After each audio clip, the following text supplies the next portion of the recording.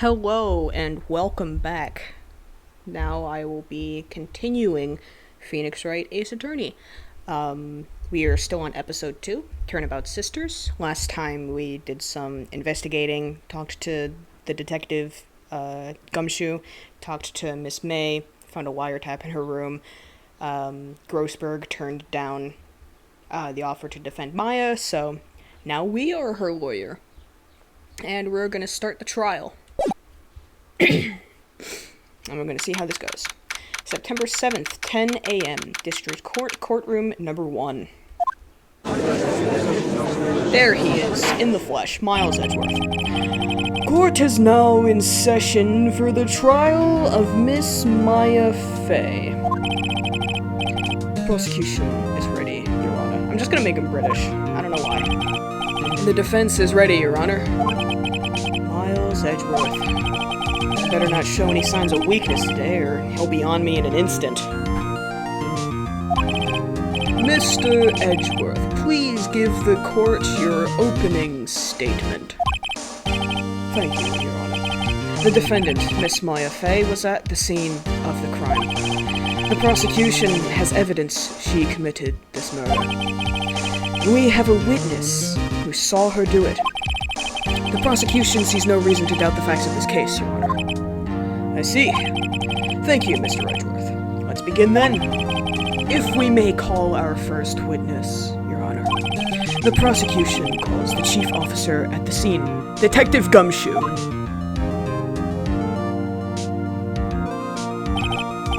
Witness, please state your name and profession to the court. Sir, my name's... I almost mean Australian. He had a New York accent. My name's Dick Gumshoe, sir. I'm the detective in charge of homicides down at the precinct, sir.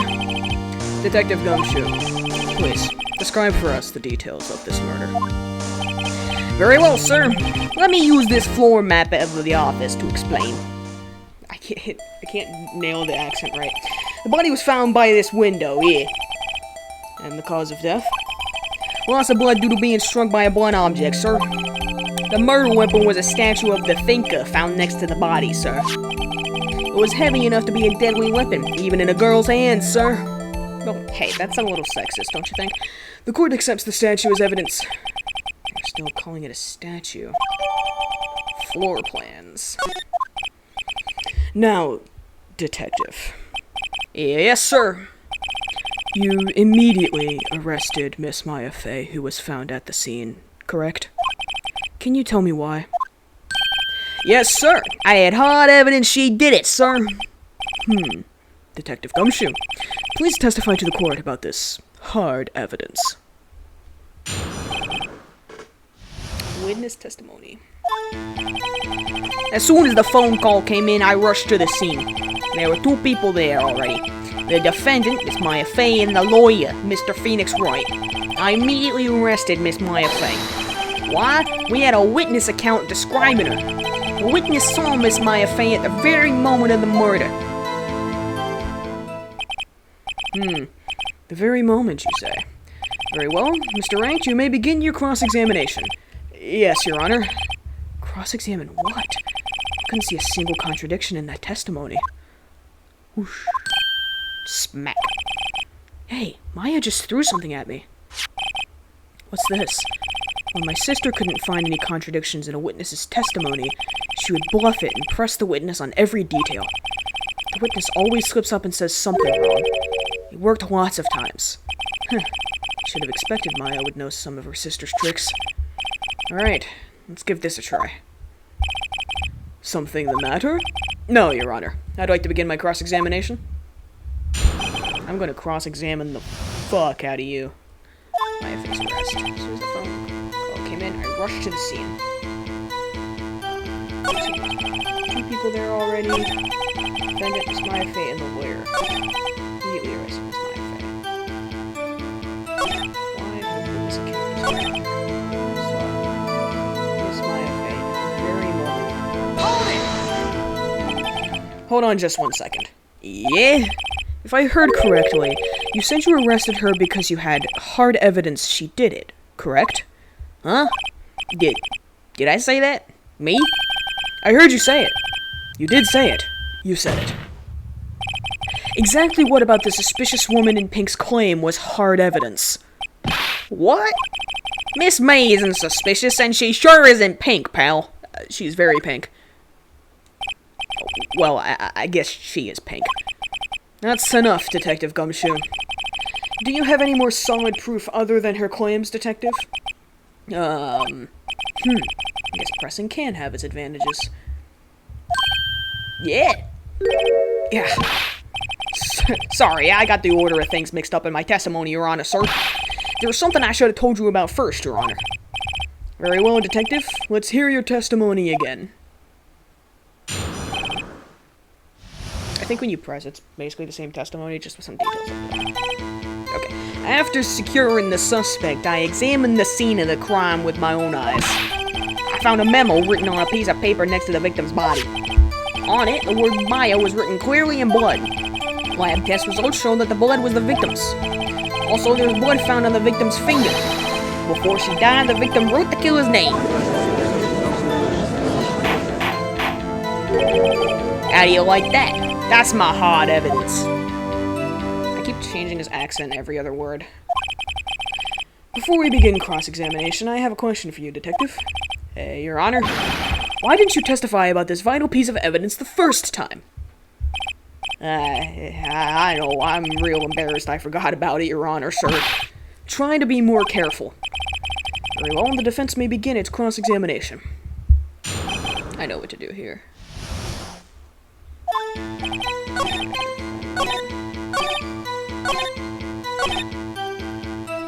Present the autopsy report, which states that the death was instantaneous. If you've already played this game, or know anything about Ace Attorney, you probably already know where this is about to go. Objection! Detective Gumshoe, there's one thing I want you to clarify for me here. You say that the victim, Mia Fey, wrote this note. That she was accusing the defendant, Maya Fey? That's really what you're saying. What? This isn't one of those lawyer tricks now, is it? Of course she wrote it. Who else could have? You have it backwards, Detective. But backwards? The victim is the only person who absolutely could not have written it. This is a report from your department, Detective. Immediate death due to a blow from a blunt object. She died immediately. But no butting your way out of this one, Detective. Order! Order! The defense has a point. Someone who died immediately wouldn't have had time to write anything down. Objection! Mr. Wright, I beg your pardon, but when exactly did you obtain that autopsy report? When? The day of the murder. I'm pretty sure it was the day of the murder. Oh, right, it was the day after. We didn't write an autopsy report till the day after! Oh, right. The prosecution's point being...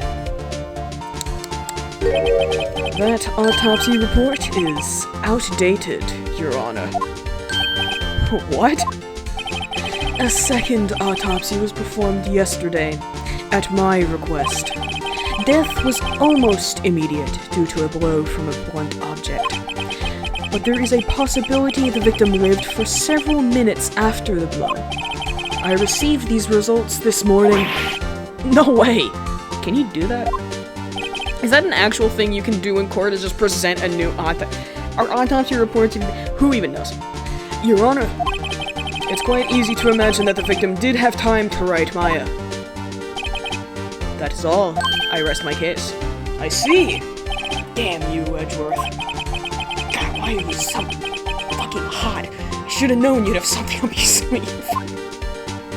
Sorry, like I said, I've played this game before. Why, Mr. Wright, you look shocked. Something you want to say? Sham. The detective's a sham. I'm a sham! The detective's a sham? Detective Gumshoe, you're a sham! How could you give me a faulty report? Huh? I thought... Detective Gumshoe.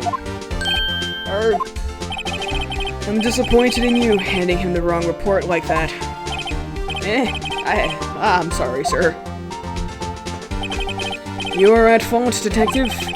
This isn't going to look good on your evaluation next month. What? But... Your Honor, I submit this report to the court. Understood. The court accepts the evidence. Died from a blow by a blunt object. May have lived for a few minutes after being hit. Well, Your Honor, the evidence strongly suggests the victim was identifying the killer. I suppose that's the obvious conclusion, yes. Darn, this isn't good. The prosecution would like to call its next witness.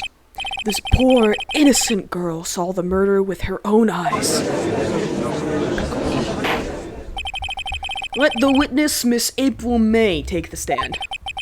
Exactly what part of her is innocent? Yeah, I mean, she's pretty flirty, you know? Witness, your name, please. April May. Oh, jiggle. At your service. I don't like the way she stands. That doesn't look comfortable. Order! An introduction should not require any reaction from the crowd. The witness will refrain from wanton winking. Oh, yes, Your Honor. This is not good. She's already captured the heart of every man in this courtroom, and probably some of the women, too. Tell us, where were you on the night of September 5th when the murder occurred? Gee, I was, like, in my hotel room. I checked in right after lunch. And this hotel is directly across from the Fay & Co. law offices? That's right, big boy. Please testify to the court about what you saw. Like I said, I don't like her attitude.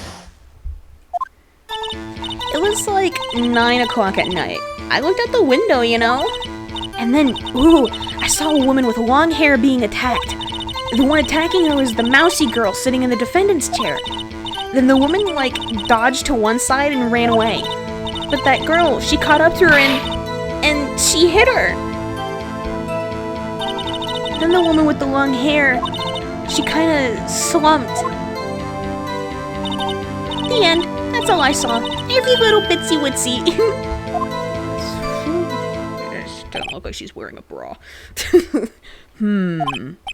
Well, Your Honor, I see. It is a remarkably solid testimony. I don't see a need to trouble the witness any... Wait, Your Honor! Yes, Mr. Wright? What about my cross-examination? I thought the witness's testimony just now was quite firm. Didn't you? Mr. Wright, I understand you were Miss Mia Fey's understudy, were you not? You must know her techniques well. Her cowardly way of finding tiny faults in perfectly good testimonies. Hey, how dare you? Well, Mr. Wright, will you cross-examine the witness? I guess yes. I'll gladly proceed with the cross-examination. If only because I have a feeling Edgeworth doesn't want me to.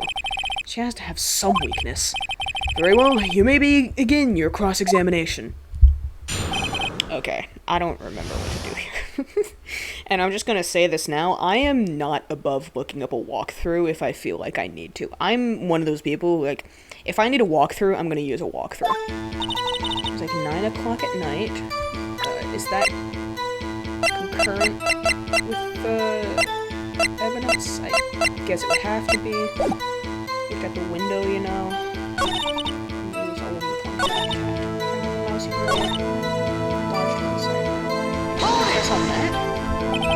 She dodged? Dodged what? Well, the attack. Please, continue your testimony. She hit her. How did you know it was my client? Huh? Well, gee, first of all, she had a girl's physique, and secondly, she was small. Who else could it be but her? She has a point.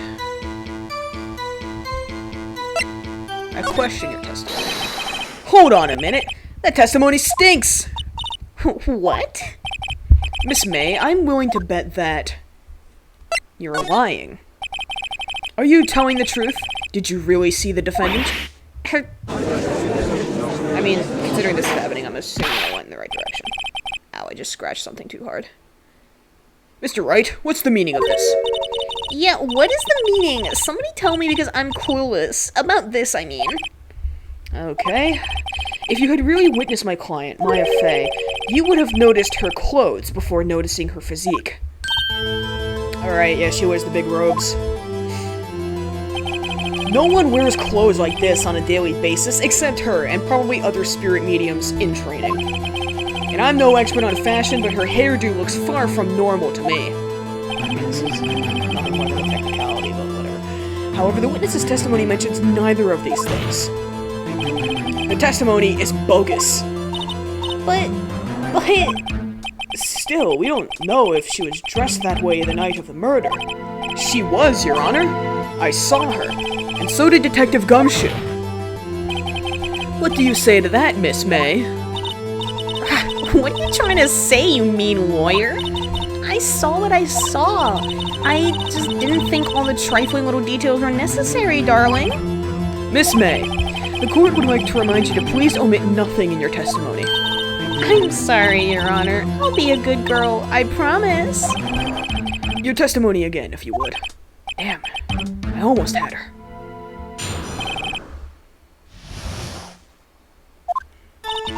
I did see everything. I did. The victim, the woman, dodged the first attack and ran off to the right.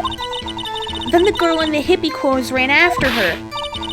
And she hit her with that weapon. I saw it. I did. That clock. The kind of statue-y clock? The thinker, I think? Well, does the accuracy of my report not startle you? I see. I only wish you had been so detailed from the beginning. Please begin the cross-examination. Okay, I don't think I press anything.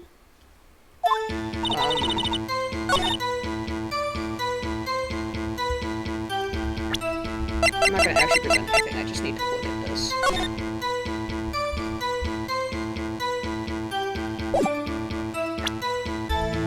I think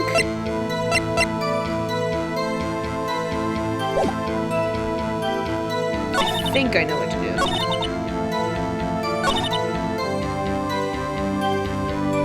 I think I present the statue here.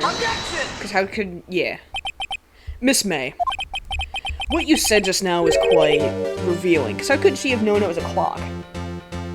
Because it looked like a statue. Revealing? Oh, you'd like that, wouldn't you, naughty Mr. Lawyer? You just said that this statue of the Thinker was a clock. But there's no way of knowing that just by looking at it. Ooh, got you good. Another person in much the same position as you recently called this a clock, too. And he was found guilty of murder. Order! Order! Miss May, can you explain how you know this was a clock? Oh. Ooh. Sorry. Burped a little. The witness saw the murder with her own eyes. That's all that's important here.